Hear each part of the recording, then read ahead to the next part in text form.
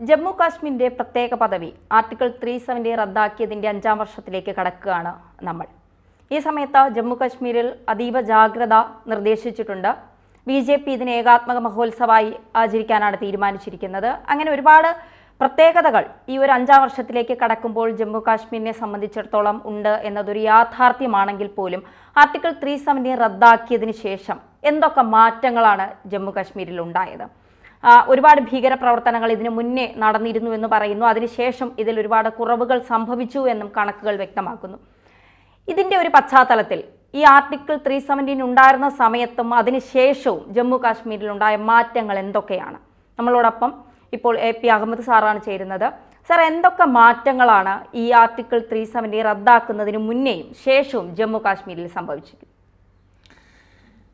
ധന്യ, ഈ ആർട്ടിക്കിൾ 370 യഥാർത്ഥത്തിൽ ഒരു ജനതയെ, ഒരു പ്രദേശത്തെ ഒരു വഞ്ചിച്ചതിന് തുല്യമായൊരു അനുഭവമാണ്.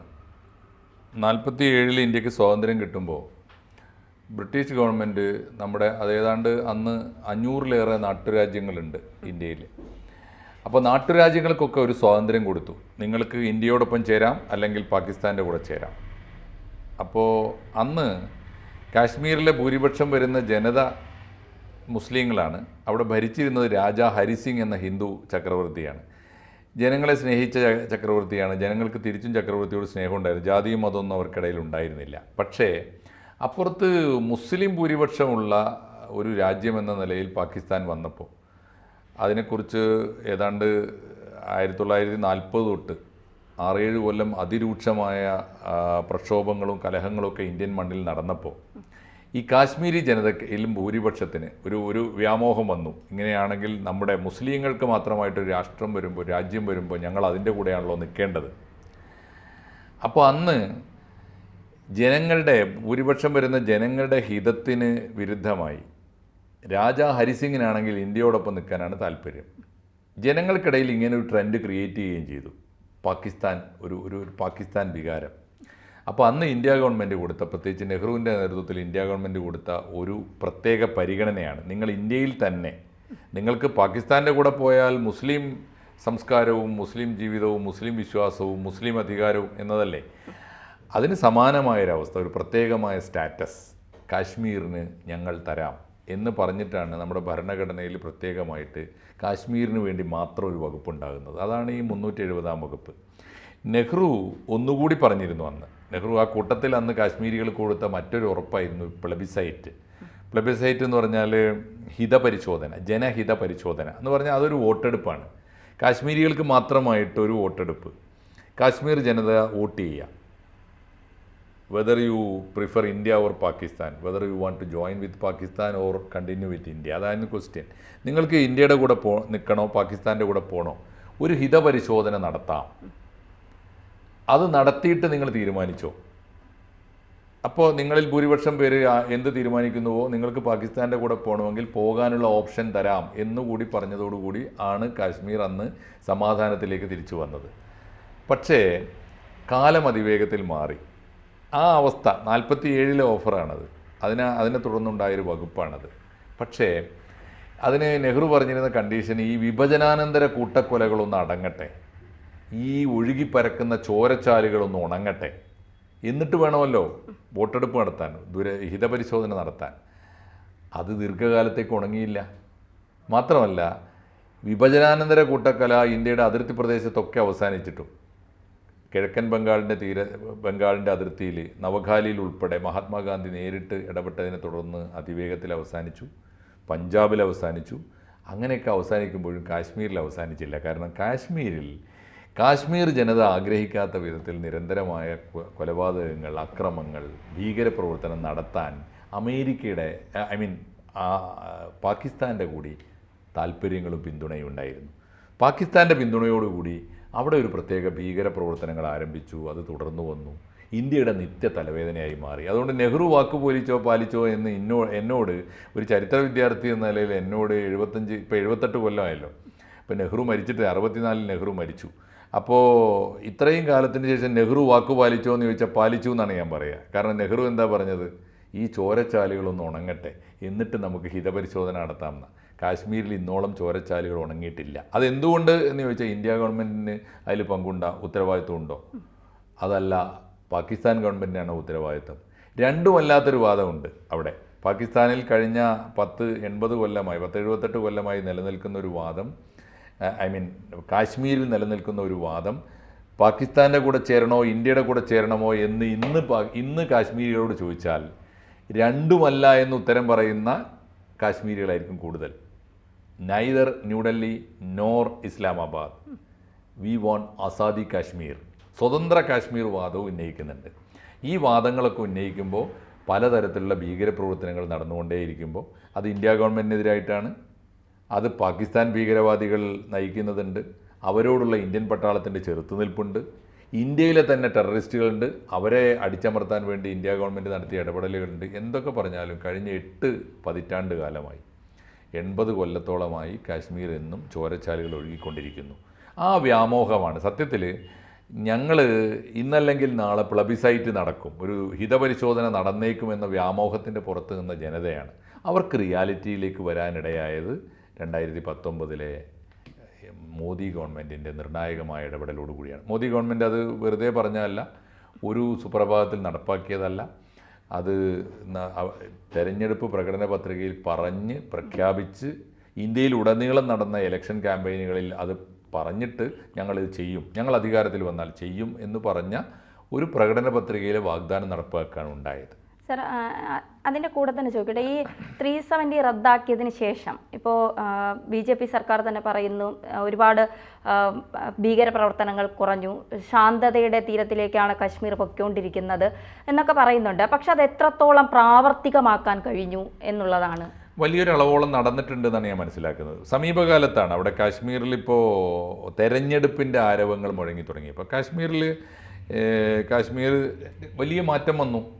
ഒന്നാമത്തെ പ്രധാനപ്പെട്ട കാര്യം 370 എടുത്തു കളഞ്ഞപ്പോൾ അവിടുത്തെ സിവിൽ ജീവിതം, സാധാരണ പൗരന്മാരുടെ ജീവിതത്തിൽ വലിയ മാറ്റം വന്നു. ഒന്നാമത്തെ കാര്യം, ഭീകരപ്രവർത്തനത്തിന് മേൽ വലിയ നിയന്ത്രണം വന്നിട്ടുണ്ട്. ഭീകരപ്രവർത്തനം എന്ന് പറഞ്ഞാൽ അവിടെ ജീവിക്കാൻ വേണ്ടിയിട്ട് ആളുകൾക്ക് 400 രൂപ കൂലി കൊടുത്തുകൊണ്ട് നടത്തിയിരുന്നൊരു ഏർപ്പാടാണ്. കുട്ടികളെ വെറുതെ രാവിലെ കൊണ്ടുപോവുക, തിരിച്ചു വന്നാൽ തിരിച്ചു വന്നു, ഇല്ലെങ്കിൽ അവർക്ക് പോക്കറ്റ് മണി കിട്ടും, പൈസ കിട്ടും. അങ്ങനെ ഭീകരപ്രവർത്തനം വലിയ ഉപജീവന മാർഗമായി സ്വീകരിച്ച ഒരുപാട് ആളുകളുണ്ട്. അതുകൊണ്ട് കുടുംബം പറ്റിയിരുന്നവരുണ്ട്. ആ അവസ്ഥയൊക്കെ മാറുകയും അവർക്ക് സാധാരണ ജീവിതം പുനഃസ്ഥാപിക്കാൻ പറ്റാത്തത് കൊണ്ട് സമാധാനം ഉണ്ടായിരുന്നില്ല. സ്കൂളുകൾ പലപ്പോഴും പ്രവർത്തിക്കുമായിരുന്നില്ല. ഇപ്പോൾ കുട്ടികൾ സ്കൂളിൽ പോകാൻ തുടങ്ങി, സ്കൂളുകൾ പ്രവർത്തിച്ചു. വേറൊന്ന്, ടൂറിസ്റ്റുകൾ വരാൻ തുടങ്ങി. സമാധാനം വന്നപ്പോൾ വലിയ തോതിൽ കാശ്മീരിന് മാറ്റം വന്നിട്ടുണ്ട്. വേറൊരു കാര്യം കൂടി സംഭവിച്ചു. കാശ്മീരിൽ പണ്ട് കാശ്മീരികൾക്ക് മാത്രമേ, അതാണ് 370യുടെ ഒരു പ്രത്യേകത, കാശ്മീരികൾക്ക് മാത്രം ഭൂമി, അവർക്ക് മാത്രം അവിടുത്തെ സ്വത്ത്. അപ്പോൾ എന്താ വെച്ചാൽ ഡെവലപ്മെൻറ്റ്, അവിടെ ഈ സാധാരണ കർഷക സമൂഹം ഒരു വളരെ സമ്പന്നരാണ് കേട്ടോ. കാശ്മീരികൾ ആരും, പ്രത്യേകിച്ച് കാശ്മീരി മുസ്ലിംസ് ഒട്ടും തന്നെ പാവങ്ങളല്ല. അവർക്ക് കൃഷിയുണ്ട്, കൃഷിഭൂമിയുണ്ട്.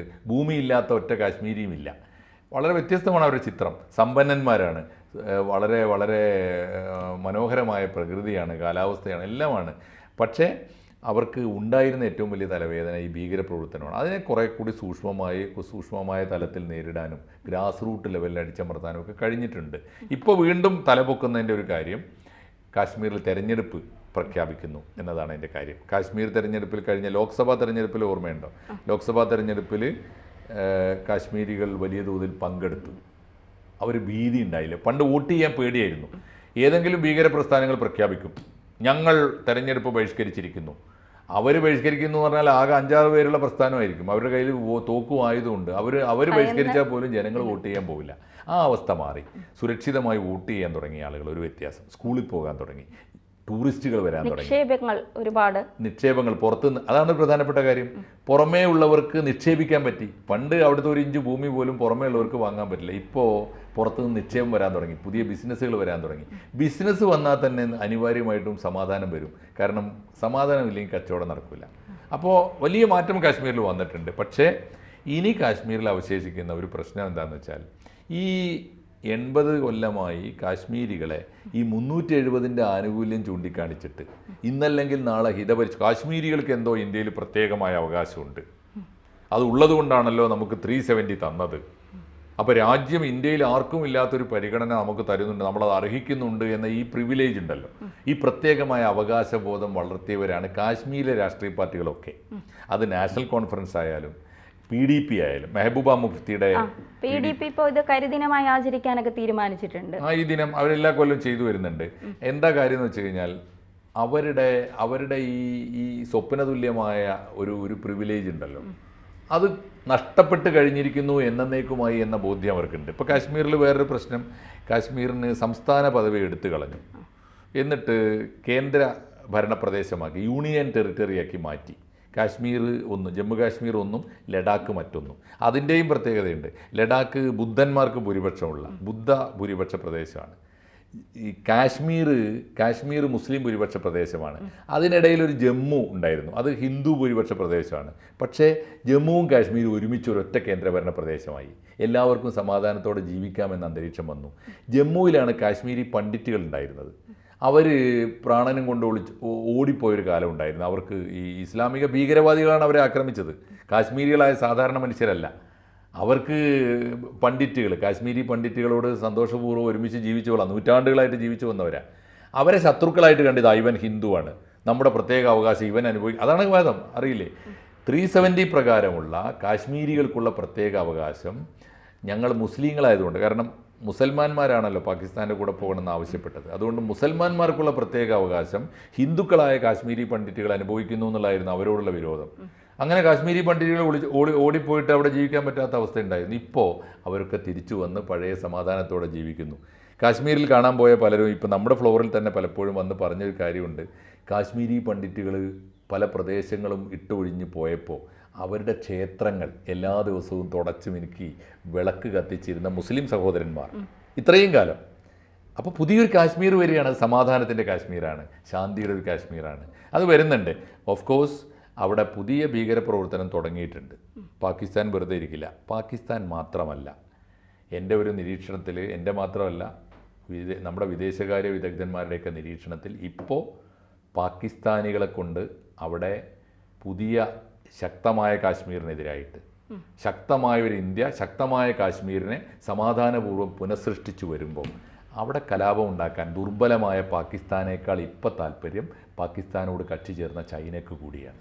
നമ്മുടെ അതിർത്തി പ്രദേശങ്ങളിൽ ഓർത്തിരുന്നോ തന്നെ, നിങ്ങളൊക്കെ മാധ്യമരംഗത്തുണ്ടാകുമ്പോൾ നിങ്ങൾക്ക് കാണാൻ പറ്റും, അനധിവിദൂര ഭാവിയിൽ നമ്മുടെ ഹിമാചൽ പ്രദേശ് ആകട്ടെ, നമ്മുടെ കാശ്മീരിലാകട്ടെ, നമ്മുടെ തിബറ്റിൻ്റെ അതിർത്തി പ്രദേശങ്ങളിലാവട്ടെ, മണിപ്പൂരിൽ പോലും ആകട്ടെ, ഇന്ത്യക്ക് സമാധാനക്കേട് ഉണ്ടാക്കുന്നതിൽ ഇന്ത്യ ഇപ്പോൾ ചൈന വലിയ പങ്ക് വഹിക്കുന്നുണ്ട്. അതുകൊണ്ട് കാശ്മീരിലെ പുതിയ ഭീകരപ്രവർത്തനം നമുക്ക് കൃത്യമായിട്ട് വിശ്വസിക്കാനും കാണാനും പറ്റും, നിരീക്ഷിക്കാനും പറ്റും. പാകിസ്ഥാനികളെക്കാൾ, പാകിസ്ഥാൻ പട്ടാളത്തെ, പാകിസ്ഥാനിലെ ഭീകരപ്രവർത്തകന്മാരെക്കാൾ അതിൽ താല്പര്യം, അത് നിലനിർത്താനുള്ള താല്പര്യം ചൈനീസ് താല്പര്യങ്ങളാണ്. അതുകൊണ്ട് ഭീകരപ്രവർത്തനം വരും. അതുകൊണ്ട് ഇപ്പോൾ പാകിസ്ഥാനെ നേരിടാൻ പറ്റിയ ഇന്ത്യക്ക് ചൈനയെയും നേരിടാൻ പറ്റും, എളുപ്പമാവില്ല. പക്ഷേ അന്താരാഷ്ട്ര ബന്ധങ്ങളൊക്കെ ശക്തിപ്പെടുത്തി ഇന്ത്യ പുതിയ അന്താരാഷ്ട്ര ബന്ധങ്ങൾ കൊണ്ടിരിക്കുന്നുണ്ട്. നരേന്ദ്രമോദിയുടെ ഒരു സ്ട്രാറ്റജി അതാണ്.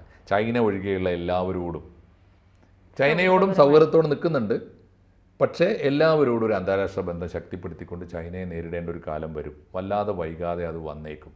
അതിനുള്ള അന്തരീക്ഷം കണ്ടുകൊണ്ടിരിക്കുന്നുണ്ട്. അതാണ് ജമ്മു കാശ്മീരിൻ്റെ ഭാവി. അതായത് ജമ്മു കാശ്മീർ വളരുകയാണ്, പക്ഷെ ആ വളർച്ചയിലും ഒരു ജാഗ്രത നമ്മൾ പുലർത്തണം. തീർച്ചയായിട്ടും ജാഗ്രത വേണം. ആ ജാഗ്രത പഴയ പോലെ മതിയാവില്ല. ദുർബലമായൊരു പാകിസ്ഥാനെ അല്ല നമ്മൾ നേരിടേണ്ടി വരിക. പാകിസ്ഥാൻ്റെ പിന്നാമ്പുറത്തിരുന്നിട്ട് അതിഭീകരനായൊരു ശത്രു ഇന്ത്യക്ക് നേരെ വരുന്നുണ്ട്. അത് ചൈനയാണ് എന്ന തിരിച്ചറിവുണ്ടാവണം. കൂടുതൽ ജാഗ്രത വേണം, കൂടുതൽ കരുത്താർജിക്കണം. അതോടൊപ്പം കാശ്മീരികളായ മനുഷ്യരെ ഒരുമിച്ച്, അവിടുത്തെ മുസ്ലിങ്ങളെയും ഹിന്ദുവിനെയും ബുദ്ധനെയും ഒരുമിച്ച് നിർത്തി രാജ്യത്തിന് വേണ്ടി പൊരുതാൻ സജ്ജരാക്കി നിർത്തുകയും വേണം. ഇങ്ങനെ മൾട്ടി ഫേസറ്റഡായ, ബഹുമുഖമായ ജാഗ്രതയാണ് പുതിയ കാശ്മീർ ആവശ്യപ്പെടുന്നത്. 370 വകുപ്പ് എടുത്തു കളഞ്ഞതിൻ്റെ 5ാം വർഷം ആചരിക്കുമ്പോൾ ആ നിലപാട് രാഷ്ട്രീയമായി വളരെ ശരിയായ ദിശയിലുള്ളതാണ് ആ തീരുമാനം എന്ന് അനുഭവം നമ്മളോട് പറയുന്നുണ്ട്.